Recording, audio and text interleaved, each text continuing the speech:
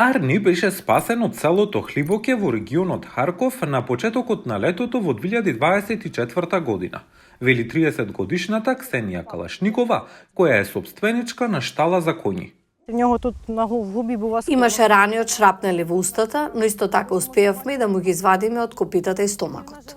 По издржување на тешко гранатирање, тој сега се соочува со доживотни проблеми со срцето, така што ќе добива редовни терапии. Калашникова ја води шталата една деценија.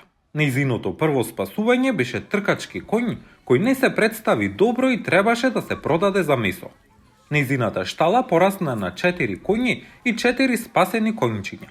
На сите им е потребна постојана медицинска помош покрај трошоците за храна. Понијата пристигнаа непосредно пред сезоната за купување сено, но немавме доволно пари да го купиме. За да помогне во трошоците, таа нуди часови за деца.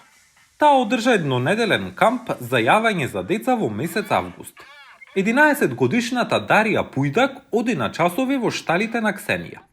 Таа вели дека тоа што е во близина на овие животни ја инспирирало да планира иднина која вклучува коњи.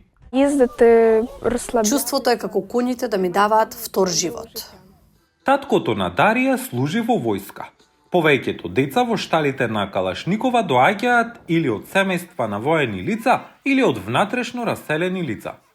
Таа верува дека поврзувањето со коњите им помага на овие деца да се справат со стресот и траумата предизвикана од војната.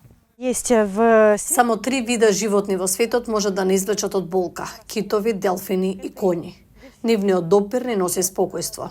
Моите коњи кои се негувани со љубов, секако големи мачки.